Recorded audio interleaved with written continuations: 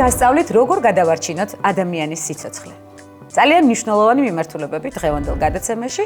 ეს პირველადი დახმარების ცენტრის სლოგანია და დროა მეტი გავიგოთ ჯანსაღ და პოზიტიურ ცხოვრებაზე ყველასთვის საყვარელ ექიმთან ერთად, რომელიც დღეს ერთიანდება არეალში. არჩილ მარშანია, ანესთეზიოლოგი, რეანიმატოლოგი, პირველადი დახმარების ცენტრის დამფუძნებელი, ერთიანდება არეალში. თუმცა რეგალიური ჩამონათვალი არჩილ ვრცელია, ჩვენ არაერთ გზის გაგვივლია, სხვადასხვა რეგალიური მიმართულება, სხვადასხვა გადაცემაში და ძალიან მახარებს, რომ დღეს სწორედ აქ ვიმყოფები იმ ტერიტორიაზე და იმ ადგილას, რომელიც არაერთხელ დავაანონსეთ ჩვენ ერთად და ძალიან საამაყო მიმართულებებიც განვიხილეთ. სატელევიზიო გამოცდილებაც უხვი გაქვს, ასე რომ თევზი ხარ წყალში დღეს. მოგესალმებით. აშკარად, გამარჯობა. მიხარია რომ შენთან ვარ კიდევ. და ყოველთვის მიხარია შენახვა და მივესალმები შენს ძვირფას მაყურებელს. ძალიან დიდი მადლობა. ახლა უკვე ახალი პლატფორმით ვერთიანდებით.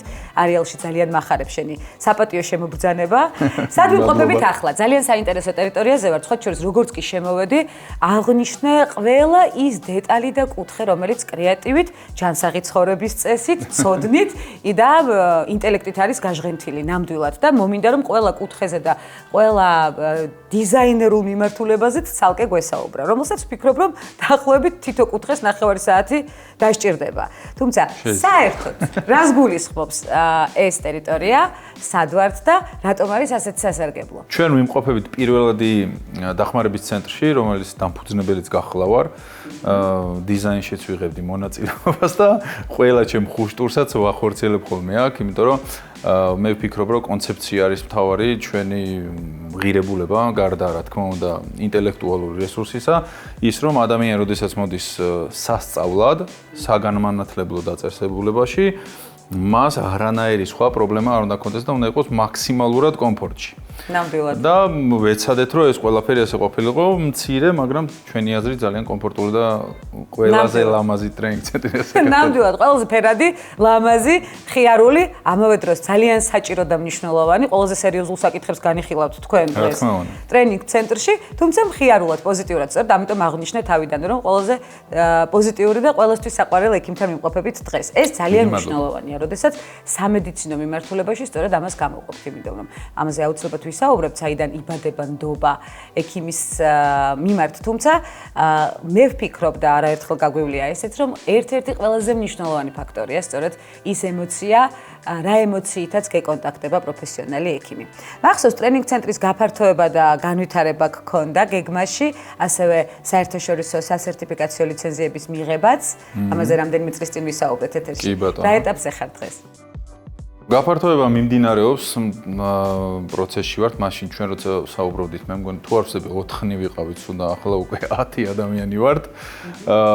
ეს სივრცეც იდეაში ესამოწყობილი არ იყო, დავიმატეთ მეორე სივრცე.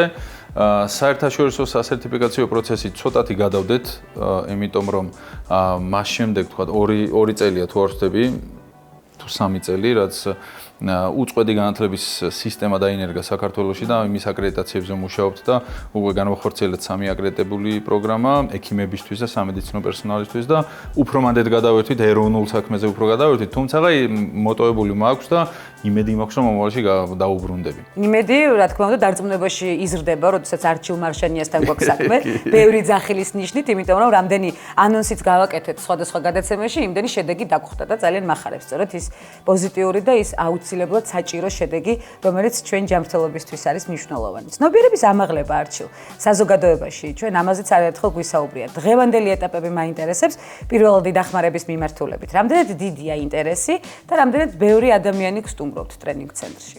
ინტერესი იზრდება, მზარდია, თუმცა ძალიან ბევრი გამოწვევა არის და მათ შორის მე ჩემი ერთ-ერთი მიმართულება უფრო ჰობი იყო, მაგრამ მე პროფესიად ჩამოყალიბდა და სამედიცინო მითებთან ბრძოლა და რაც პროფესიად გადაიზარდა იდეაში კოვიდის პერიოდში, მსოფლიო ჯანმრთელობის ორგანიზაციის და UNICEF-ის სპიკერი ვიყავი და სოციქსელებში ძალიან პოპულარული იყო ჩემი ეგრეთ წოდებული დებანკინგები, რომ მითებს როდესაც ვამსხვრევდი და ამ მიმართულებითაც საინტერესოა დამოკიდებულება, იმიტომ რომ მიუხედავად იმისა, რომ მზარდია ინტერესი ჯერ მაინც არა გვაქვს, ასე ვთქვათ, უსაფრთხოების კულტურა შეიძლება ითქვას ჩვენს ქვეყანაში, იმიტომ რომ არ არის ეს, ასე ვთქვათ, პოპულარული და ადამიანებმა იდეაში არ იციან, რატომ უნდა იყვნენ მზად და აბსოლუტურ უმრავლეს შემთხვევაში უბედური შემთხვევის დროს დამოკიდებულები არიან სასწრაფო სამედიცინო დახმარების მოსვლაზე.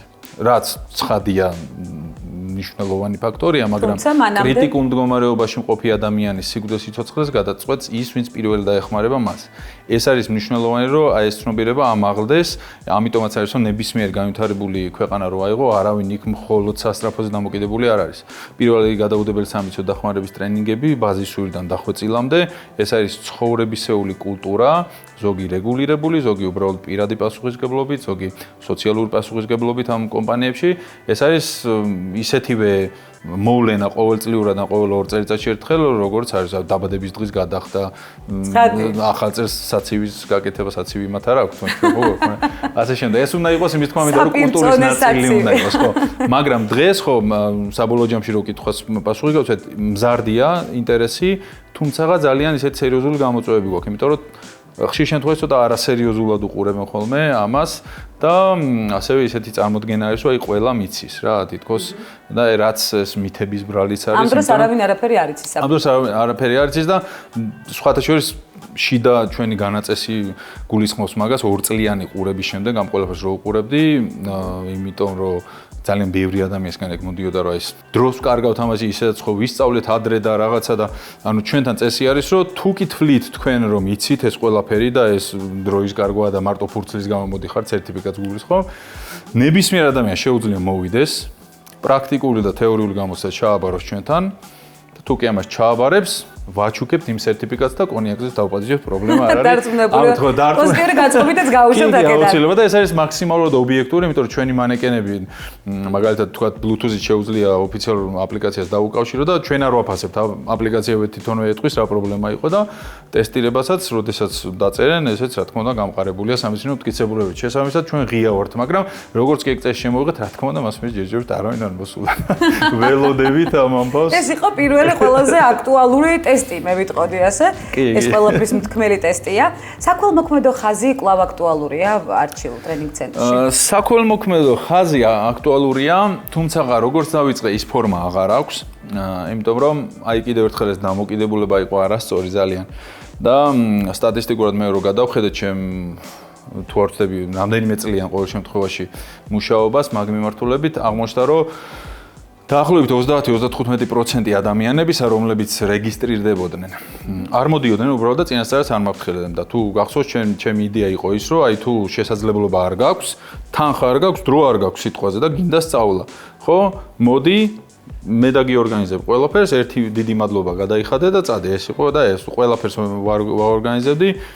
მაშინ ეს ცენტრიც ფიზიკური სივრცე არ მქონდა, მე ვქირაობდი, რაღაც მოკლედ ყველაფერს ვაკეთებდი, მაგრამ აი ეს დამოკიდებულება მაინც რაღაცა არასწორი იყო რა და ეს 30-35% ძალიან მაღალი ის არის რა რიცხვი მით უმეტეს მაშინ როდესაც წინასწარ ვთხოვდი რომ თუ ვერ მოდიხარ მითხარ იმიტომ რომ ძალიან დიდი რიგი იყო ჩაწერილი იყო ძალიან ბევრი ადამიანი დარწმუნებული მაგრამ ნუ ამის მერე შევცვალე გავაუქმე ეგის და ახლა უფრო ჩვენი სოციალური პასუხისმგებლობის ფარგლებში წელიწადში რამდენიმე ჯგუფი ყავს ისე რომ სოციალური პასუხისმგებლობა რომელიც ძალიან მაღალია ვცდილობთ რომ იყოს ყოველ შემთხვევაში და ვაგრძელებ და რამდენიმე ჯგუფი ყოველთვის ყავს ხოლმე მოწვეული სტუმრები, დაპატიჟებული ადამიანები და ადამიანები, ვისაც არ აქვს შესაძლებლობა და ისე ვამზადებთ. ანუ გრძელდება საქველმოქმედო ხაზი. ცხადია, სხვა სახით უბრალოდ.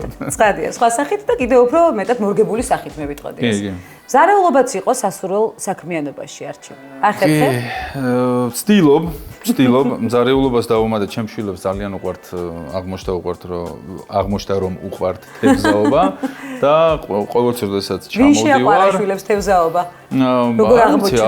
ალბათ მე წავიყვანე ერთხელ პირველად და მე ძალიან მოეწონა და კულინარიულ ასე ვთქვათ სიყვარულს იქ როგორც ესე იქ ვხარჯავ ხოლმე, იმიტომ რომ ველზე რო გავდივართ, იქ ვამზადებთ ხოლმე სხვადასხვა იმას და საველე პირობებში? საველე პირობებში კი და რა ვიცი, მომავალში იმედია ცოტა მე დროს დავუთმო, მაგრამ ჯერჯერობით ესე ვახორციელებ მაგამ. ან თევზის მომზადება გადასარევად იცით? თევზის, ხორცის, სალათები შემიძლია მოგიმზადოთ და ცოტა ხანში შეიძლება არჩილ მარშანიას კარგი რესტორანი ვიხილოთ. სადმე აფრიკაში. სად არის შენი შემდეგი დავალება? სად მიდიხარ? ქვეყნის რომელი ქვეყნის რომელ წერტილში ამჯერად ამერიკის შეერთებული შტატებიდან გადმოვინაცვლეთ ეგვიპტეში და ქაიროში მივდივარ ზეგ. რომელია ქაიროში შენი საყვარელი კერძი? მე მახსოვს რომ ამაზეც ლაპარაკობდი სხვადასხვა ქვეყნის სხვადასხვა უცნაური კერძების დაგემოვნება გიყვარს. ქაიროში დააგემოვნე? სახელი აღარ მახსოვს, მაგრამ კი ვიყავი და ცხვარს ამზადებენ იდეალურად. ესე იგი, მე თან ცხვრის ხორცი ისედაც მიყვარს, თუშეთში გაზრდილი მარშანია კი ვარ, თუშეთში ვერ გაზრდილი. ფაქტიურად ბავშვობაში და ცხვარს ამზადებენ კარგად. სახელი არ მახსოვს უბრალოდ, მაგრამ შემდეგ ჩამოსვლაზე სახელსაც გავიზიარებ, კი ბატონო. ძალიან საინტერესო თემას მინდა შევეხო, ბევრისთვის შემაშფოთებელ თემას, ჰანტავირუსზე ვნახე შენს მიერ ჩაწერილი ვიდეო, დამამშვიდებელი მიმართვა მე ასე დავარქმევდი. ბევრი ადამიანი მორიგ პანდემიას ელოდება, უფრთხის დავარქმევდი ასე. გვემუქრება? არა. შეგვიძლია მშვიდად ვიყოთ. ისი როგორ არის, ზოგადად რა აუცილებლად გარდაუვალია, რომ როცა იქნება ეს პანდემია მოხდება, რა თქმა უნდა, მას ციკლურობა ახასიათებს და არც ის არის სიახლე, რომ თქვა, ცხოველებიდან ან ფრინველებიდან გადმოვიდეს ვირუსი ადამიანზე, ესეთი რაღაცაც ჩვეულებრივი ამბავია. უბრალოდ კოვიდის დროს ეს პანდემიამ ძალიან დიდი დაღი დაასვა ჩვენს ფსიქოლოგიას, იმიტომ რომ ამას თან ეს იყო ერთადერთი პანდემია კაცობრიობის ისტორიაში, რომელსაც ინფოდემიაც ახლდა თან. ანუ განუსაზღვრელი და უკონტროლო ინფორმაცია სოციალურ ქსელებში და ზოგადად ინტერნეტში, ბრჭყალებში რო თქვა, რომელიც რა თქმა უნდა ვერ იფილტრება და ყველა ბრჭყალებში თავის აზრს გამოთქვავს, მაგრამ ზოგი იყო მიზანმიმართული დეზინფორმაცია, ზოგი არ ცოდნით გამოწვეული და მოკლედ ერთმანეთში აეთქვიფა ეს ყველაფერი და ამან ძალიან სერიოზული ზიანი მიაყენა ეპიდემიოლოგიას, როგორც დაარგს და მართვას ამ პანდემიების. და ცხადია, რა თქმა უნდა, ეს იყო ასევე ფსიქოლოგიური სტრესი ძალიან თითოეულ ჩვენთაგანისთვის და ეს შიშები და თუნდაც ამ ჰანტავირუსის ესე არასწორად გავრცელება გასაგებია ხა ადამიანები უფრთხიან, არ იყო მაინც დამეცას. სულ ახლახანს მივიღეთ. სულ ახლახანს იყო ხო 6 წელი გავიდა ხო 5 წელი ხო მას შემდეგ. თუმცა ჩვენ უნდა გვახსოვდეს რომ ვირუსებს რაღაცა გარკვეული მახასიათებლები უნდა ჰქონდეს რომ გამოვიდო პანდემიური პოტენციალი უნდა ჰქონდეს. ამ შემთხვევაში ჰანტავირუსების ის ჯგუფი რაც რომელიც შეიძლება გავრცელდეს როგორც წესი ადამიანზე არ გადადის. როგორც წესი უფრო მღრღნელებიდან გადადის ადამიანზე. ის ნაწილი ამ ჯგუფიდან რომელიც ადამიანზე გადადის მოითხოვს ძალიან ახლო კონტაქტს ადამიანსა და ინფიცირებულ ადამიანს შორის და მჭიდრო კონტაქტი უნდა იყოს და გახანგრძლივებული. შესაბამისად, ანუ მარტივენაზე რო თქვა, რთულად გადაეცემა ეს ვირუსი. მე წვით გადადის თუ უბრალოდ კომუნიკაციით დიდი ხნის ახლო კონტაქტით, კი ბატონო. და შესაბამისად, კოვიდისგან განსხვავებით, რომელიც აეროგენული გადაცემაც ჰქონდა, ხო, თქვა, აქ რო დავახველებდი, იქ შეიძლება გადაეცეს ადამიანს. აქ პირდაპირი კონტაქტი უნდა ჰქონდეს, შეხება უნდა ჰქონდეს და ასე თქვა, ინფიცირებულ, ასე თქვა, ამ სითხეებთან შეხება და შესაბამისად პანდემიური პოტენციალებს გავს ვირუსებს არ აქვს. და ნუ გამოსარჩევია ასევე მეორე ვარიანტიც, რომ მძიმე მიმდინარეობა ახასიათებს, სიკვდილიანობა ძალიან მაღალია და ესეთი ვირუსი, რომ ძალიან რთულად გადაეცემა და მე მძიმე მიმდინარეობა აქვს. სწრაფად ვერ გავრცელდება, ხო, ლოგიკურია. შესაბამისად, პანდემიური პოტენციალი მას არ გააჩნია. უბრალოდ ეს ინფორმაციის გავრცელება როგორ ხდება, ეგეც მეორე ვარიანტია, თორე ეხლა აი ამ მაგის პარალელურად ახლა ებოლას ეპიდაფეთქება ხდება ისევ აფრიკაში. თუმცა ის რაღაცა სხვანაირად გაშუქდა და ჯერჯერობით მაგაც ამ ხელა ის რეზონანსი არ ქონია, მაგაცაც თავისი მიზეზები აქვს, იმიტომ რომ იქ ვიღაცამ ვიდეო ჩაწერა კრუიზიდან რომ იშველეთ და ეს ამ დღეში ვარ რაღაცა და ეს ყველაფერი მოქმედებს რა შესაბამისად საბოლოო ჯამში ჩვენ შეგვიძლია რომ შვიდად ვიყოთ, არაფერი ჰანტავირუსი არაფერი არ გვემუქრება. გავაგზავნოთ ჩვეულებრივად გავაგზავნოთ ცხოვრება. არჩილ მარშანიასთან უნდა გვესაუბრო აუცილებლად რომ სუნთქვა დაგვეწყო უფრო ხმად კი ბატონო. დეზინფორმაციის ანატომიის კვლევის საგანი რა არის დღეს? დეზინფორმაციის ანატომიის კვლევის საგანი დღესაც და მომავალშიც იქნება ყოველთვის ადამიანის ქცევა. ქცევაზე არის ყველაზე მნიშვნელოვანი არის ქცევა რა ჩემი აზრით. მიუხედავად იმისა რომ შეიძლება ვიფიქროთ რომ აი დეზინფორმაციის გავრცელება ასე შემდეგ პირდაპირ კავშირში შეიძლება იყოს განათლებასთან რაც სიმართლეს წარმოადგენს ხო? პირდაპირ კავშირი მაინც არ აქვს, იმიტომ რომ ჭკვიან ადამიანებსაც შეიძლება შეეროდეთ რაღაცეების რომელიც რეალურად არასწორია და ეს ჭკვიანი ადამიანები შეიძლება ავრცელებდნენ. ამიტომაც პირველ რიგში მნიშვნელოვანი არის ქცევა და ეს ქცევა შემდეგ უნდა აიხსნას რატომ არის და აქ არის მე ფსიქოლოგია უნდა ჩაერთოს და მიკერძოებები და ასე შემდეგ. ძალიან საინტერესო არის იდეაში რა, იმიტომ რომ შეიძლება ორი სხვადასხვა თემა აიღო, რაზეც ადამიანები რეაგირებენ აბსოლუტურად რადიკალურად, განსხვავებულად, მიუხედავად იმისა, რომ ერთი უფრო ნაკლები მნიშვნელობა შეიძლება იყოს და მეორე მაღალი მნიშვნელობის. მაგალითად, საქართველოს მაგალითზე რო ავიღოთ, ხო, ყველაზე ძალიან რისიც ეშინათ არის ანაფილაქსიური რეაქცია და ადამიანების ძალიან ბევრი ადამიანი უბრალოდ დექსამეტაზონის ამპული დადის ყოველდღიურად ამის გამო ეშინია. ყველა ოჯახში თითო ამპულა დექსამეტაზონი, იმიტომ რომ ანაფილაქსიური რეაქციის ეშინიათ, ხო? და საინტერესო ფენომენი რა არის, რომ ანაფილაქსია ძალიან იშვიათია საქართველოში, მაგალითად, აი 5 წლიანი სტატისტიკის მაგალითზე შეგვიძლია ვთქვათ, რომ წელიწადში შეიძლება დაახლოებით 50-70 შემთხვევა დაფიქსირდეს და სიკვდილიანობაც ძალიან დაბალია, წელიწადში მაქსიმუმ 1 ადამიანი გარდაიცვალოს. 2015-დან 2021 წლის სტატისტიკას გეუბნებით ახლა მე. და რაც ყველაზე მნიშვნელოვანია და საინტერესოა, რომ დექსამეტაზონი საერთოდ არ არის ანაფილაქსიის სამკურნალო წამალი. მით უმეტეს გატეხილი ამპულა და დალევა, ხო? მაგრამ მოქმედებს დადებითად. დადებითად ხო? აი ეგ ძალიან საინტერესოა, მაგრამ სანამ მაგაზე კი პასუხობთ, მეორე მხარე მინდა დაგანახო. რომ წარმოიდგინეთ, ანუ ანაფილაქსიური რეაქცია იშვიათია და მაქსიმუმ 1 ადამიანი გვხვდება სტატისტიკურად საქართველოში, ამის პარალელურად რამდენიმე ასეულიდან 1000 გულის გაჩერების ეპიზოდი ფიქსირდება მხოლოდ თბილისში ყოველწლიურად.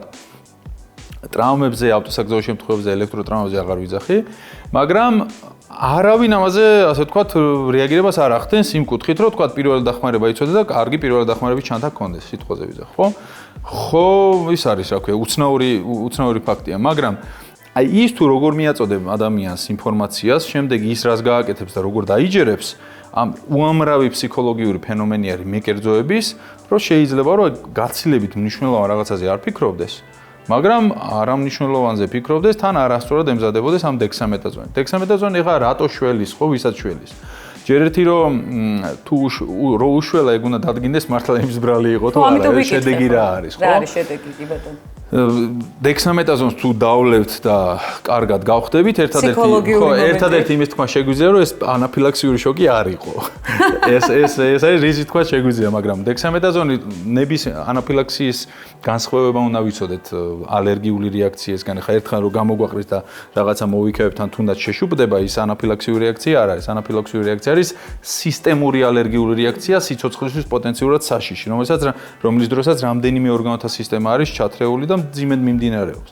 ანუ ალერგიის მიმართულებით ჩვეულებრივ ალერგიაზე ვამოხვალ როგორც წესი ამ დექსამეტაზონს. და შველის? ნუ ფსიქოლოგიური მომენტია. თუ სწრაფად უუშველა, რა თქმა უნდა, ფსიქოლოგიური მომენტია, მაგრამ ეხლა დექსამეტაზონი ძალიან ძლიერი ჰორმონული პრეპარატია, ანთების საწინააღმდეგო ძალიან ძლიერი ეფექტით და ეხლა რა თქმა უნდა იმ ალერგიას დააცხრობს, მაგრამ ეგ იგივეა, რომ ბუზის საკლავის ნაცვლად ბუზს გავეკიდოთ ავტომატის ჯერით რა დაახლოებით ეგეთი ამბავია. ანაფილაქსიას რა შველის მაშინ? ანაფილაქსიური რეაქციის სამკურნალო პირველი რიგის პრეპარატია ადრენალინი, რომლის გაკეთებაც უნდა ვიცოდეთ, დოზირებაც უნდა ვიცოდეთ, მაგრამ თავარი ეგ არის, რომ იშვიათია რა, ძალიან დაბალი არის იმის ალბათობა, რომ მაგალითად შენ რო შეხვდეთ თქვა ანაფილაქსიურ რეაქციას. მე ჩემი მთელი კარიერის განმავლობაში ანაფილაქსიური რეაქცია, ჭეშმარიტი ანაფილაქსიური რეაქცია და მით უმეტეს ანაფილაქსიური შოკი მე არ მინახავს. სტატისტიკურად ერთი ადამიანი რის გამოც კვდება.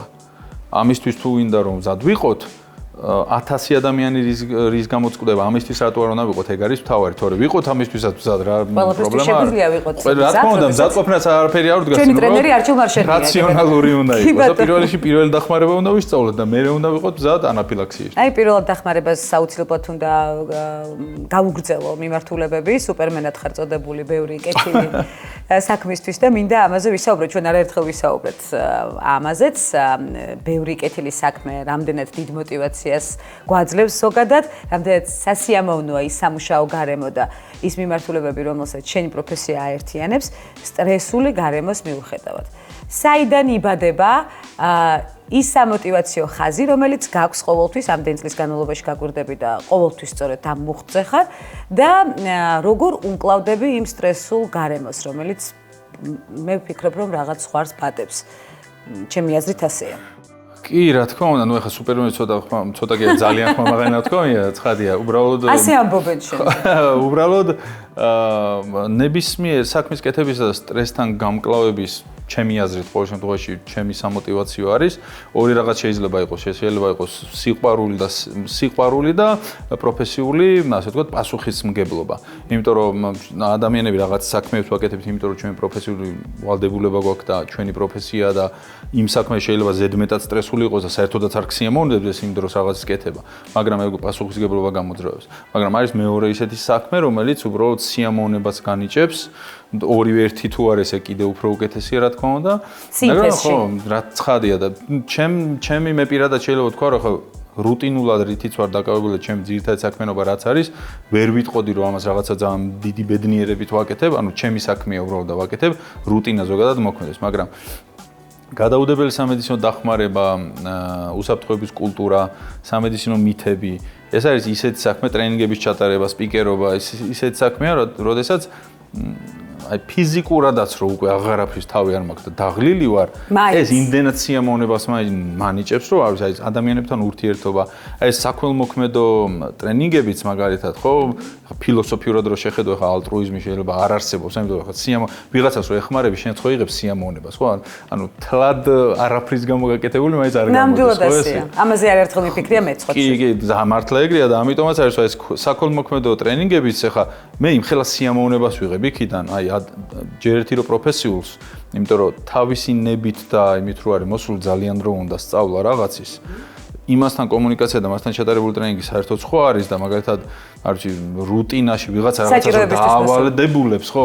მოსული აი იმასთან საერთოდ დიდი სხვაობაა კეთება. სხვაობა და შენზეც მოქმედებს. ამიტომ ვართ დღეს ასეთ არაჩვეულებრივ განწყობაზე, რომ ჩვენი ნებით მოვედით არაჩვეულებრივ ტრენინგ ცენტრში და არაჩვეულებრივ მეტად მნიშვნელოვან და საინტერესო საკითხებს ვეხებით. რამდენი საგმირო საქმე გაქვს დათვლილი უკვე არჩევ? საგმირო არ დავაქვეყნდი, მაგრამ არაფერი მაქსიმუმ ჩემს საქმეს ვაკეთებ, ეს არის და ეს. შენ არ უნდა დაარქვა.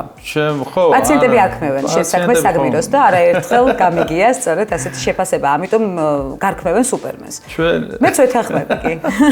პირველი დახმარების ცენტრი, პირველ რიგში ჩემთვის ყველაზე მნიშვნელოვანი ის არის პროექტი. საქველმოქმედო პროექტები ძალიან მიყვარს. და ეხლა პირველი ის ჩავატარეთ ჩვენთან სამედიცინო სისტემაში როგორც მოგიხსენება ეხლა არ უნდა მას ძალიან დიდი სამედიცინო განათლება რომ მიხვდე რომ ბევრი პრობლემაა, მათ შორის ერთ-ერთი პრობლემა არის რეზიდენტების და რეზიდენტურის მიმდინარეობა.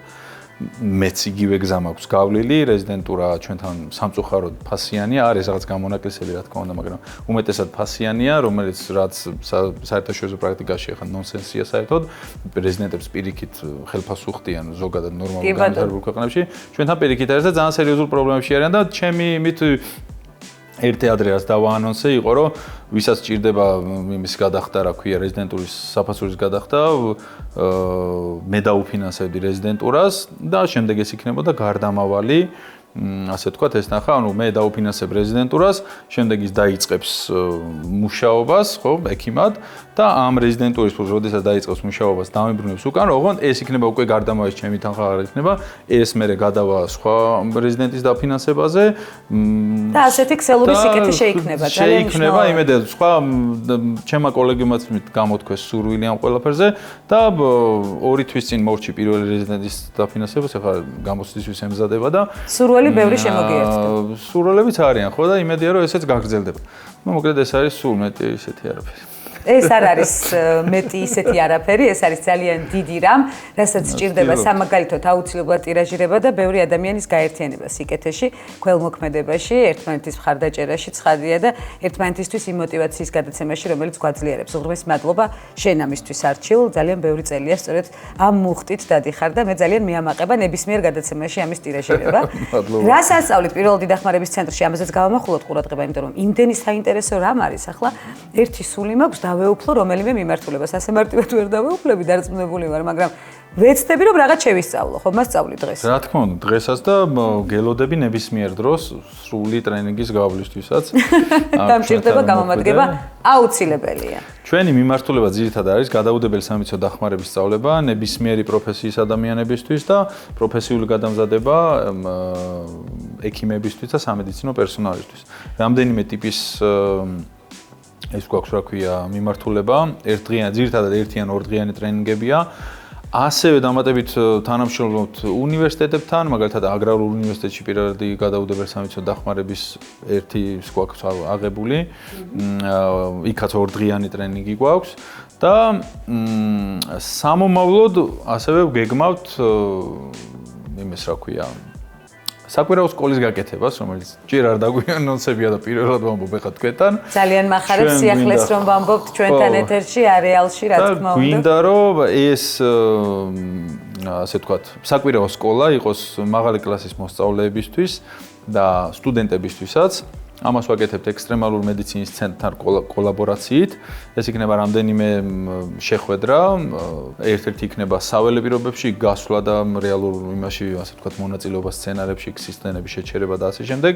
ამაში შევა სამედიცინო მითების, ასე ვთქვათ, კრიტიკული აზროვნების სწავლება ბავშვებისთვის, რომ კარგად, ბავშვებისთვის და მოზარდებისთვის, რომ კარგად გაარჩიონ, ასე ვთქვათ, მითი და რეალობა და ეს არის ჩვენი ძირითადი მიმართულება და ამის გარდა, ასე ვთქვათ, დავიმატეთ სამედიცინო ინვენტარის 2 მიმართულება, ეს არის დეფიბრილატორები, ეგრეთ წოდებული შოკი, აი კინოებში რო ხედავთ ხოლმე რომ დაარტყავენ და უცბად გაცოცხლდება და ასე შემდეგ, კი და პირველად დახმარების ჩანთები. ჩემი აზრით, მე როდესაც დავიწყე ამ საქმეში ჩართვა, სადაც ხედავ პრობლემას, ეს პრობლემა მინდა რომ გამოვასწორო და აი ესენი ეს არის ის რა, იგივე პირველი პრობლემა, რაც ვნახე, რომ ტრენინგ ცენტრები რო ყველა ერთმანეთს გავს და ფიზიკური დისკომფორტი შეიძლება გქონდეს ხშირად, ყველგან არა რა თქმა უნდა, ხშირად რა ეს რაღაცა ისეთი გარემო, ძალიან ოფიციალური გარემო, ან ძალიან საკლასო ოთახის გარემო. ხო, აი რატო ვიფიქრე რომ რატო არ შეიძლება რომ ადამიანი პუში წამოწვეს უბრალოდ გისმინდას, ხო? ძალიან მომეწონა პუფი ტრენინგ ცენტრში. ხო, ან სკამზე როცა ზის, აი ესეთ ლამაზ სკამზე ზის და იმ რაღაც ჯოჯოხეთი სკამები რო არის, ეს რო გადმოდის მაგი და იმაზე რატო უნდა იზდეს მაგარი. ხო, მოკლედ ეს რატო შეიძლება ტრენინგ ცენტრში იყოს სამზარეულო? ხო, რომ მოვა ადამიანი, ყავა, ხილი, ნაყინი, ცოტა კონიაკი ჩაასხა სიმყავაში, ალკოჰოლის არც ერთი წვეთი. ხო, არც ერთი წვეთი სასარგებლო არ არის, აქვე დავამატებ, მაგრამ ანუ იდეა ის არის, რომ ადამიანი როდესაც მოდის, აბსოლუტურად არანაირი ფიზიკური დისკომფორტი არ უნდა ქონდეს და უნდა იყოს კონცენტრირებული სწავლაზე. იგივე არის მერე დეფიბრილატორები, იმიტომ რომ დეფიბრილატორის საჯარო სივრცეებში განთავსება ძალიან მნიშვნელოვანია, იმიტომ რომ პირველივე წუთებში უნდა მოხდეს მისი გამოყენება და ეფექტურობა მაშინ არის მაღალი. შესაბამისად ეს ქართულ ენაზე ვთარგმნეთ და ისე შემოვიტანეთ და ძალიან საინტერესოა. მექნება ამის ნახვის საშუალება და ჩვენ მაყურებელსაც ექნება ამ დეფიბრილატორის ნახვის საშუალება და ქართული მეტყველების მოსმენის საშუალებაც მათ შორის. შეიძლება მე ცოდნა-ვიცოდნი წავიდე აქედან, ხო? ახლა შეგვიძლია გადავინაცვლოთ ტრენინგ მიმართულებაზე. ძალიან საინტერესოა. წავედით.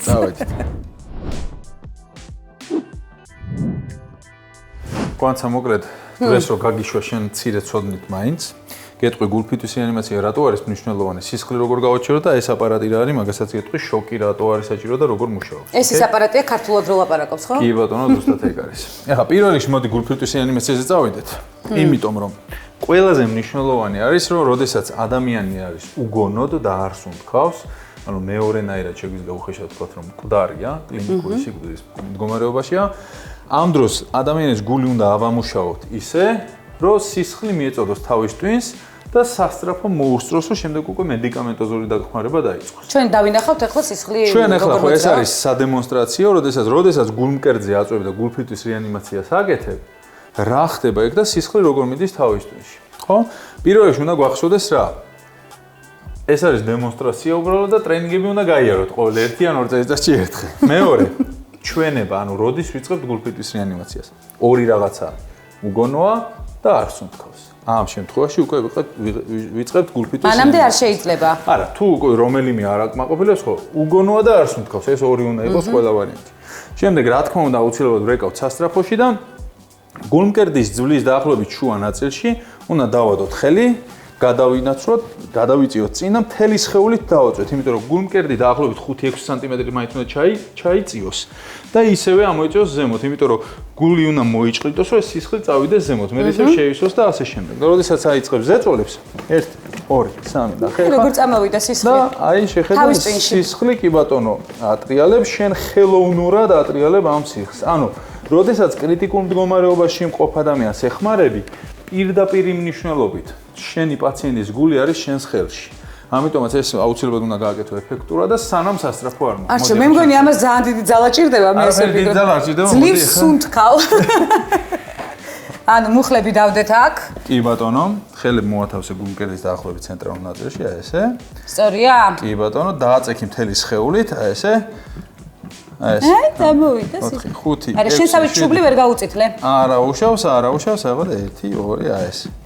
ზემოთ, ქვემოთ, ზემოთ, ქვემოთ. კი ბატონო, აი ამას. სიხშირე უნდა იყოს დაახლოებით წუთში 100-120 ზეწოლა წუთში. ეს არის ყველაზე ელემენტარული რის გაკეთებაც შეგიძლია. ეს არის hands-on ისიპი, ანუ მარტო ზეწოლებით გაკეთებული გულფიტვის რეანიმაცია, ვისაც ტრენინგი არ აქვს გავლილი, როგორც მინიმუმ ესე უნდა გააკეთო. ხოლო ტრენინგის დროს დაახლოებით 5 საათი გრძელდება ტრენინგი, სწავლობ როგორ ზეწოლებს, ხელოვნურ სუნთქვას და ასე შემდეგ და ასე შემდეგ. ხელოვნურ სუნთქვასაც ამაკეთზე ასწავლით? ხელოვნურ სუნთქვასაც ამაკეთზე ვასწავლეთ და სხვა ისენიც გვაქვს, მანეკენებიც გვაქვს და იმას. თავისი ნიღაბებიც აქვს, რომელსაც გაჩუქებ და ძალიან შუა საჩუქარი. გაწოდინება და მე მოხვალ როგორ გავაკეთებ და მოგიტყუებ ტრენინგს. ეს რა ჩანთაა? ეს ჩანთა არის ჩვენი ერთ-ერთი ახალი სერვისის, რომელიც პირველად დახმარების ცენტრს დავამატეთ, თამხლები ექიმის სერვისი, როდესაც ნებისმიერ ადამიანს თუ კი რაიმე თავშეყრას აორგანიზებს, კონფერენცია იქნება ეს, ექსკურსია, რა ვიცი, დიდი ზომის ქორწილი თუ ასე შემდეგ. ეს ჩანთა და ეს ჩანთა სამივე არის სრულად აღჭურვილი და ამ დროს ამ თავშეყრაზე შეგვიძლია გავაგზავნოთ ჩვენი ექიმი და დაესწრება მათ და აღმოუჩენს პირველად დახმარებას სასწრაფოს მოსვლაზე თუ კი რაღაცა მოხდა. მოკლედ დასრულდა. ხშირად იყენებენ ამ სერვისს და ძირითადად ვინ იყენებს საერთოდ? ძირითადად იყენებენ კონფერენციების დროს, Spotlight-თან თანამშრომლობთ, ისინი არიან პიონერები ამაში, ასე ვთქვათ, ამ უსაფრთხოების და იმედი გვაქვს, რომ უფრო გავრცელდება და უფრო იმიტომ რომ ძალიან აუცილებელი სერვისია და არა ერთი. იმიტომ რომ უბედური შემთხვევა დაფიქსირებულა. შემთხვევა ძალიან ბევრი დაფიქსირებულა, როგორც კონფერენციებზე, ისე, რა ვიცი, ექსკურსიებზე და ასე. მოლაპარაკე ყუთი. მოლაპარაკე ყუთი. კაი, მოდი ჯერ მოლაპარაკე ყუთი მოვიტანოთ, მომაწოდებ. აქვე ვარ, ბატონო ექიმო დამხმარე, ინებეთ. კარგი, ეხლა რა ხდება? ესეც იგივე მოლაპარაკე ყუთია თუ? იგივე ოღონდ სატრენინგო არის, ეს არის სავარჯიშო, ეს არის ნამდვილი. ეხლა რას აკეთებს ეს შოკს რატო უკეთებენ ადამიანს ამ კინოებში რო არის? ანუ გული რო გაჩერდება, აღმოჩნდა რომ გული შეიძლება გაჩერდეს ისე რომ იმპულსები, რომელიც გულს ამუშავებს. შეიძლება გაქრეს საერთოდ, ან ამ იმპულსებმა აურიოს. ანუ ეგრეთ წოდებული არითმია, სიცოცხლისთვის საშიში არითმია, პარკუჩთა ფიბრილაცია შეიძლება განვითარდეს. ამ ფიბრილაციის მკურნალობა ხდება დეფიბრილაციით, ანუ შოკით. ამიტომაც ქვია მას დეფიბრილატორი. შოკს რომ მიაწვდი ადამიანს, ამ გულზე ურტყავ დენს პირდაპირ მნიშვნელობით. და ამ ფიბრილაციას საერთოდ განმუხტავს, გააქრობს ამ არასწორ იმპულსებს. და შემდეგ გულფიტვის რეანიმაციას გააგრძელებ და იმედს ვიტოვებ, რომ ადამიანი გადარჩება. შენ საკუთარი საქმეები დათვლილი გაქვს. ამისი არავითარ შემთხვევაში არ უნდა შეგვეშინდეს. რა კარგი ელით ხსნი არჩილეს, რო არ დავფიქსირო, არ შემიძლია. ძალიან მარტივად აღსაქმელია. ფაქტობრივად ექიმად ძალიან დიდი კომპლიმენტია ეს ჩემთვის.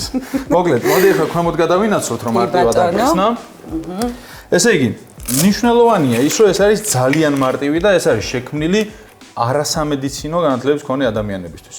სულ ერთი ღილაკი აქვს და სულ ერთი ჩასარჯოება. მეტი არაფერი არ ხდება. ეს არის ჩვენი არის განსხვავებული სრულად ავტომატურია, ანუ რას ნიშნავს ეს? როდესაც ჩართავ, ეხლა ეს გული რატო გაჩერდა, იმპულსები გაქრა თუ იმპულსებმა აური, ანუ არითმია თუ არა, ხო არიცი? ამას როგორც კი დააკრავ ერთი მარჯვენა მხარზე და მეორე მარცხენა ფერდქვეშ, ეს აპარატი გადაუღებს კარდიოგრამას, თვითონვე დააფიქსირებს არის თუ არა იქ არითმია და თვითონვე გეტყვის რომ საჭიროა შოკის მიწოდება და მე თვითონვე მიაწვის შოკს. სტომილების შანსი არ არსებობს. შანსი არა, თუ კი საჭირო არ არის, არ დაარტყავს, სურო ზემოდან დაახტე და ყველაფერს დააჭირო, არაფერს არ იწევს. ყველა მავთული რომ გადავჭრათ, მაინც შეცდომას არ დაუშვებ. კი ბატონო, ეხლა თავი რა არის? როდესაც ჩართავ იწყებს საუბარს. და გეუბნება ნაბიჯ რა უნდა გააკეთო.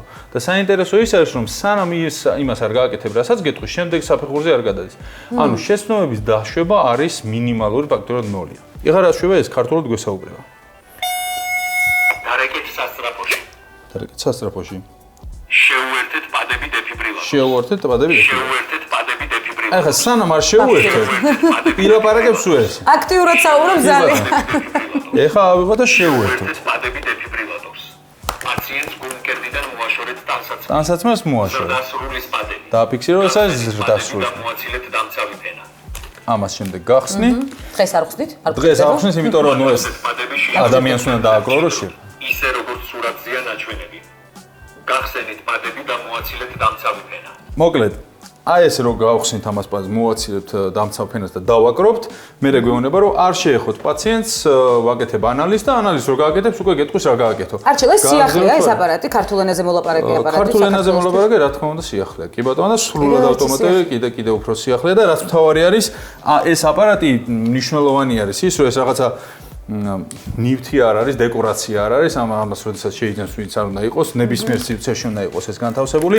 ამას სჭირდება სწორი განთავსება, შემდეგ მუდმივი, ასე ვთქვათ, ტრენინგები, ჩვენ მასტერკლასიცაც ვაყოლებთ და მოკლედ სრული სერვისი გვაქვს ჩვენთან პირველ დახმარების წინში და ეს არის ყველაზე მთავარი რაც არის ახლა რაც ამაზე უნდა ითქვას არის ის, რომ აპარატის ეფექტურობა პირდაპირ პროპორციულია მის გამოყენებასთან, დროსთან. რაც მალე გავაკეთებთ, პირველ 3 წუთში დაახლოებით არის 70% ეფექტურობა. 3 წუთის შემდეგ უკვე 40-ზე ჩამოდის და მე ყოველი თითოეული წუთი დაგვიანება 10% თუ კარგავს ადამიანს გადარჩენის შანსს. ანუ თუ კი ფიბრილაცია განვითარდა და ჩვენ უბრალოდ სასწრაფოს დაველოდეთ, რომ ეს საშუალოდ 10-15 წუთში მოვა ქართული სტანდარტებით და საერთაშორისო სტანდარტებით 8 წუთში მოვა, ანუ სულ რო საერთაშორისო სტანდარტებით ვიყოთ, ეს მაინც აუცილებელია, იმიტომ რომ წარმოუდგენელია, რომ პირველ 3 წუთში სადმე ვინმე გაჩნდეს ახლა უბედური შემთხვევაში. ამიტომაც არის ეს არის ძალიან მნიშვნელოვანი. ძალიან დაცულად უგრძნობთ თავს დღეს ტრენინგ ცენტრში ნამდვილად და ძალიან დიდი ინფორმაციას ვიღებთ. ეხლა ბოლოს გეტყვი, უკვე სისხლდენა, ესეც არის სისხლდენა, როდესაც არტერიული სისხლდენა ვითარდება. ძალიან მნიშვნელოვანია რომ კონდეს ლახტი პირველად დახმარების ჩანთაში. ეს ლახტი არის მძიმე სისხლდენის შეჩერებისთვის აუცილებელი და ზოგადად სისხლდენების მკურნალობა არის ორი საფეხური. ერთი არის პირდაპირ ზეწოლა სისხლდენ ჭრილობაზე და მეორე უკვე თუ კი ვერ გავჩერეთ ამას ვადებთ ზემოთ, ხო? ანუ და ძალიან მარტივია, დაინახე სისხლდენა, დააჭირე ხელი, დააწექი ბოლომდე. თუ კი ძლიერი სისხლდენა, ამ შემთხვევაში შეიძლება დაგჭირდეს ლახტი. ლახტი ძალიან მარტივი პრინციპით არის. მოვათავსებთ კიდურზე სისხლდენ ჭრილობიდან ზემოთ დაახლოებით 5-7 სანტიმეტრის ზემოთ შეგვიძლია მოვათავსოთ. ჭრილობიდან 5-7 სანტიმეტრით ზემოთ და სამახსოვრებელი ფაქტი. ჭიდროდ იმას ვქნა, რა ქვია, დავაკრობთ ამ ფხრიცზე. შემდეგ ამას დავატრიალებთ ბოლომდე და ჩავკეტავთ. დავატრიალებთ მანამ სანამ არ გაჩერდება სისხლდენა. შემდეგ ამას გადავაკრებთ და ამით უკვე ვაფიქსირებთ. და მე უკვე მიყვავს სასწრაფოში. ოღონდ ახლა ეს შენც მინდა რომ გააკეთო.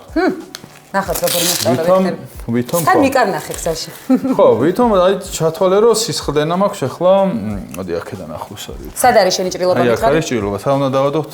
7 სანტიმეტრით. დაახლოებით ზემოთ. კი ბატონო, ჭიდრო, ნუ ისა, ნუ გეშინია. კუდაებია, ნუ. შესაბამისად შეგვიძლია არ მომიფრთხილდე. კარგია. მithumetes უნდა მოგიწევდე. ეს მოჭერილი ის არა უშავს.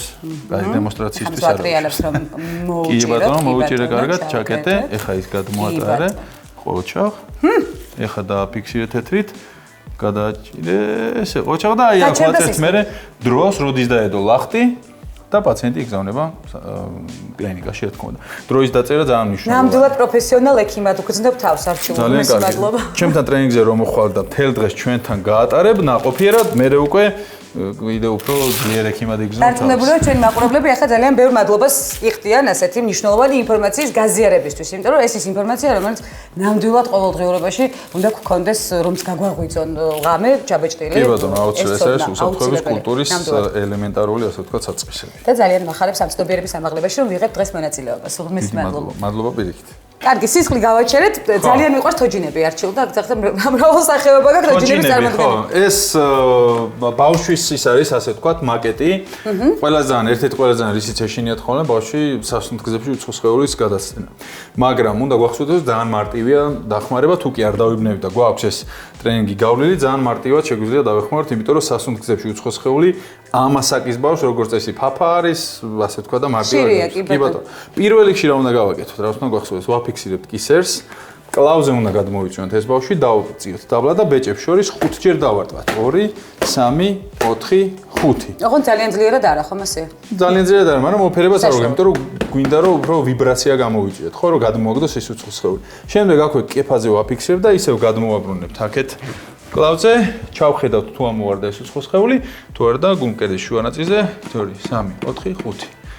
ასე ვაკეთებთ მანამ სანამ არ გადმოვარდება ეს უცხო სხეული და არ აღადგენს სუნთქვას ბავშვი, რაც მარტივია, თავარია ტრენინგი კონდეს გავლილი და არ დაიბნევი. არ ვიბნევით არასდროს, მაჩვენე დაიბნევი ხოლმე. ძალიან საყვარელი ტოჯინა ამავდროულად. მოკიდე ხა, მოდი შენც გააკეთებარემ, მოკიდე ესე. ხან მაგის რა.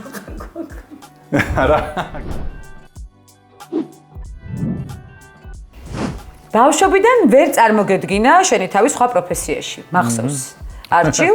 დღესაც კმაყოფილი ხარ სამედიცინო არჩევანით თუ გიფიქრია მაინც რომ აი სამედიცინო მიმართულებით რომ არ წამოსულიყავი, ალბათ წავიდოდი სადმე სხვაგან. არ ვიცი, სად. არც მე ვისაც წავიდოდი, მაგრამ არა, კმაყოფილი ვარ ბოლომდე. რაც დრო გადის მე ცოტა ისინი იცვლება, რა თქმა უნდა. რუტინა თავის თავზე მოქმედებს ის, მაგრამ ნუ საბოლოო ჯამში ამის გარეშე მაინც არ წარმომიდგენია რა, არ ვიცი რა. როგორც ბავშვობაში ვერ წარმოგედგინა და ისიც გიკვირდა სხვას რომ არ ქონდა არჩევანი სწორედ სამედიცინო მიმართულებით. კი, მე მიკვირდა გამოცდები მახსოვს, ჩემი მისაღები გამოცდები, რომ ვეუბნები სად ჩააბარე, რაღაც მეტყოდა იურიდიულზე რაღაცა მიკვირდა ბუნებრივად მიკვირდა, რომ მე სამედიცინოზე როგორ ჩააბარე. სვამდიებ კითხვას? კი, ერთ-ერთჯერ, მაგრამ მე მივხვდი, რომ ჯიბათი და უნდა ჩამებარებინა რა და ხო, არა, ჩემი ის არის მოწოდება არის და ეხა უკვე ისიც მე ამ ყველაფერში აღმოაჩინე, რომ ეს სპიკერობა და ტრენინგები ძალიან მიზიდავს და აი, გაგრძელებაა სწორედ კითხვის, რა თვისებები უნდა გქონდეს, ძალიან საინტერესოა პროფესიონალ ექიმს. აი, როგორ იქმნება ნდობა, გადაცემის საწყიშიც ვახსენეთ ეს. ყველაზე მნიშვნელოვანი ფაქტორი ურთიერთობაში ნდობა ექიმსა და პაციენტს შორის. ყველაზე მნიშვნელოვანი პირველ რიგში, რა თქმა უნდა, არის კომპეტენცია. თუმცა კომპეტენციას შეიძლება თვითონ პაციენტი ვერ მიხვდეს, ხო, რა თქმა უნდა. მაგრამ ნდობა პირველ რიგში იქნება სწორი კომუნიკაციით. კომუნიკაცია ძალიან მნიშვნელოვანია და ეს არის ერთგვარი ნებისმიერი პაციენტის და ექიმის ურთიერთობა ნებისმიერ არა დარგს მნიშვნელობა რა.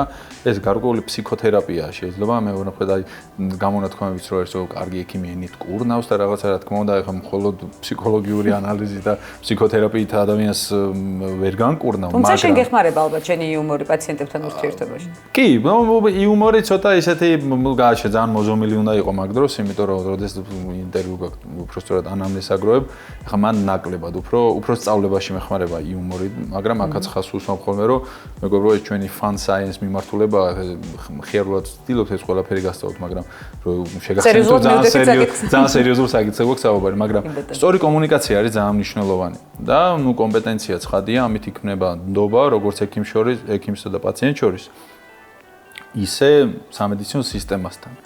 თუმცა ამ კუთხით რაღაცა პრობლემები გვაქვს ჩვენ ქვეყანაში, მაგრამ ეს ჩვენთვის უნიკალური არ არის, ძალიან სამწუხარო არის, რომ ნუ განვითარებად ქვეყანებს მოდი ესე თქვა ახასიათებს ეს.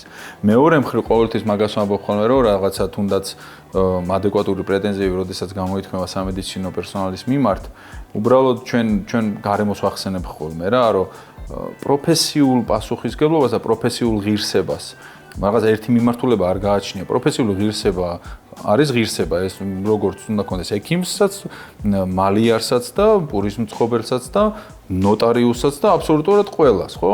მაგრამ ჩვენ ყოველდღიურობაში იმდენად შევეჩვიეთ ამ რამდენად რაღაცა ისე მინდა პოლიტკორექტურად თქვა, უპასუხისგებლობას მოდი იყოს ხო როგორც არის, რომ აი ღვინის ქვეყანა ვართ მაგალითად, მაგრამ ღვინის შეძენა რო გინდა, აუცილებლად ახლობელი უნდა ნახო, იმიტომ რომ იცი რომ ვიღაცა მოგატყობს, ხო? ეს როგორ შეიძლება ნორმა იყოს, მაგრამ ერთხელ რო დავფიქრდი, ნორმა არის ხო ეს ჩვენთვის, ხო? რაღაცა რომ მიდიხარ მაგალითად ნებისმიერი სხვა პროფესიის ადამიანთან, ხო? წესიერ არ დაგელაპარაკება, ხო, პასუხს არ გაგცემს. შუამავალი გჭირდება აუცილებლად. შუამავალი გჭირდება, ხო, აი, რაღაც არ ვიცი, რემონტს რო აკეთებ, იქაც ვიღაცა გჭირდება, რომ არ მოგატყუოს, ხო? ხშირ შემთხვევაში ხდება, კომუნიკაციის პრობლემაა კი ბატონო. ნებისმიერ ახლა მე არ მინდა ვიღაცა გამოყო, რომ ისინი იცოდნენ. ყველგან ერთი პრობლემა არის, ხო? ანუ ვიცით ჩვენ რომ ვიღაცა მოგვატყუებს, ამიტომაც ყოველთვის ვეძებთ გამოსავალს გვერდიდან. ეს რაღაც წინაღობები უნდა გადავლახოთ, აუცილებლად ძალიან შედეგამდე. ეს ნორმაა, ხო? აი და როგორ შეიძლება ეს ნორმა იყოს, ხო? და მე მეორე მხრივ ვეძახი, რომ ეს ქვეყანა, ჩვენ ექიმების ხო ამ ქვეყნის შემადგენელი ნაწილები ვართ, ხო? ჩვენ ხო მნიშვნელოვანი ნაწილი, კი ბატონო, მაგრამ ჩვენც ხო ესე ვართ. შესაბამისად ექიმს კი მე პირადად შეიძლება უფრო მაღალი პასუხისმგებლობა მივანიჭო, მაგრამ აი შენ გუშინ რომ ვიღაცამ გთხოვა მაგიდის შეკეთება და ეს მაგიდა რომ ისე შეუკეთე რომ აი ოღონდ ხო ერთი თვე მაინც გაძროს შენ საქმე მოძე წახვედი და მეორე დღეს უხეში ექიმი არ მოგეწონა და ამაზე პრეტენზია გამოთქვი. ეს პრეტენზია კი ასწორი, მაგრამ გუშინ შენ რომ მოიქეცი, ამით ხო შენ ამ ქვეყანას ქმნი და ამ ქვეყნის შემადგენელი ნაწილი ხო ეს ექიმი და პათოლოგიურ ჯაჭვში ვერთვებით და არა აქვს მნიშვნელობა რას აკეთებ, ექიმი ხარ, ჟურნალისტი ხარ, ყურისხმობა, ხო, ეს პროფესიული ღირსება თუ არ გაგაჩნია.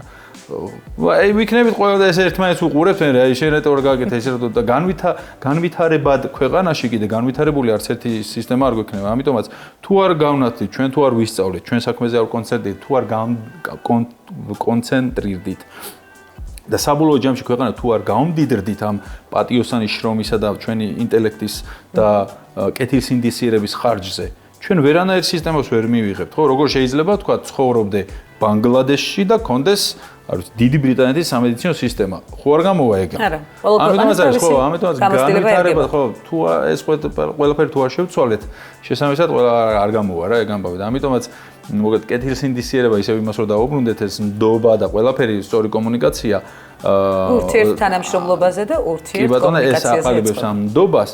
მაგრამ აი ეს ყველაფერი ყველა პროფესიაზე უნდა იყოს გავრცელებული. ყველა ადამიანზე, ხო, ადამიანზე რა, თორე.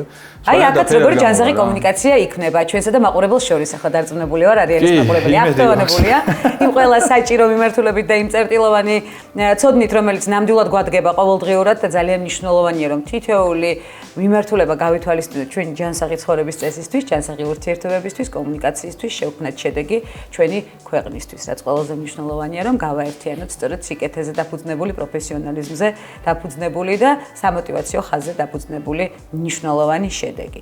დაგვიტოვეთ კიდევ ერთხელ სამომავლო გეგმა არჩილ ძალიან საინტერესოა და მორიგი მიზანი არის რეალში, იმიტომ რომ რამდენჯერაც დავტოვეთ სამომავლო გეგმა კიდევ ერთხელ უნდა უნდა გადავამოწმოთ რა. უნდა გადავამოწმოთ აუცილებლად და კვლავ უნდა გაერთიანდეთ რეალში, რაც ძალიან მახარებს მე პირადად. საკვირაო სკოლა აღნიშნეთ, რომელიც დარწმუნებული ვარ ძალიან ბევრ ადამიანს გაუხარდა, იმიტომ რომ ჩამონათვალი ტრენინგ ცენტრში ბევრია საჭირო მიმართულებებისა, რომელიც ნამდვილად დიდი ინტერესს და საჭიროებას იწვევს და ცხადია იმ შედეგს, რომელზეც ახლა ვამახვილებთ ყურადღებას და საკვირაო სკოლა იქნება კიდევ ერთი კომპონენტი, საჭირო კომპონენტი თან მოზარდებზე მორგებული, რომელიც მომავალ თაობას ზრდის და სწორედ ამ პროფესიონალიზმში და ერთმანეთთან კომუნიკაციაში, სწორ კომუნიკაციაში გამოიხატება და ასევე გვერდში დგომაში, რაც მნიშვნელოვანია. უნდა გადავარჩინოთ სიცოცხლე. ერთი გადარჩენილი სიცოცხლეც მთელ სამყაროს ნიშნავს, ხომ ასე? რა თქმა უნდა. კი, საკვირაო სკოლა არის სამომავლო გეგმა, უახლესი ცალსახად ერთმნიშვნელოვნად.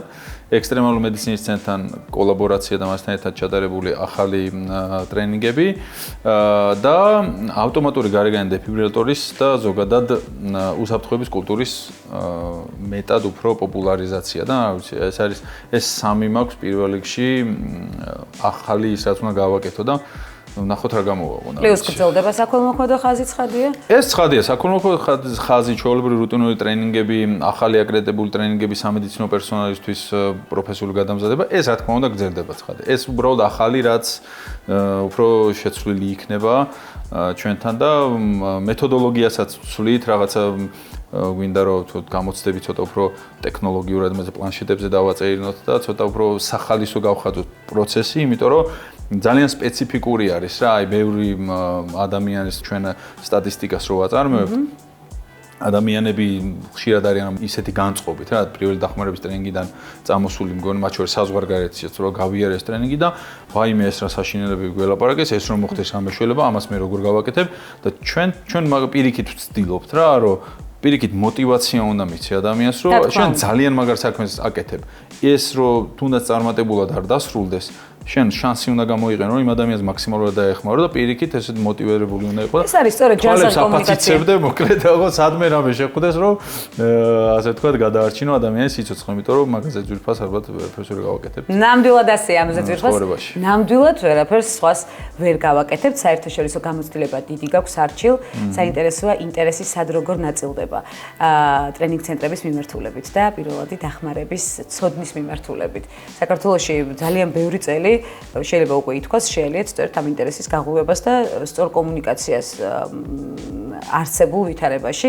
ძალიან მნიშვნელოვანია, რომ სწორი აღქმა იყოს ცნობიერების ამაღლება საზოგადოებაში, იმისთვის რომ კიდევ ერთხელ სწორედ იმ მნიშვნელოვანს მივაქციოთ ყურადღება, რაც არ უნდა გამოგრჩეს ყოველდღიურობაში. აი ხა ქაიროში მუშაობთ, ხო? ეხლანდელი ამჟამად კი. იქ როგორია ინტერესი ეგვიპტეში, სწორედ პირველადი დახმარების კუთხე? იქ ცოტა უფრო ნაკლებად. ეხა ცოტა ისეთი პარადოქსული რეაქცია მქონდა ქაიროზე, როდესაც პირველად ეგვიპტეში ჩავედი. ჩვენ ცნობიერებაში ეგვიპტე არის დალექილი რაღაც შალმერ შეიხი, რაღაც გულაობა სულ და რაღაც ბედნიერი და დასვენება და რა ხო რა თქმა უნდა ზაფხულთან ასოცირებული. მაგრამ ნუ სამწუხაროდ ეგეთი რეალობა არ არის. ცოტა ისეთი სიტუაცია ქვეყანაში, განვითარებადი ღარიბი ქვეყანა მოკლედ მოსახლეობა, ცოტა გაჭირვებული და მაინც და მაინც ისეთი ის არ არის. მარტო იმ ცალკე აღებულ კურორტებზე კი არის. პირამიდები და მუმიები? პირამიდები და მუმიები, ისეთი წარმოდგენა რო გვაქვს, რომ ეს პირამიდები ღია უდაბნოში უნდა გახვიდე და ის შეგხვდება, ეგრე არ არის.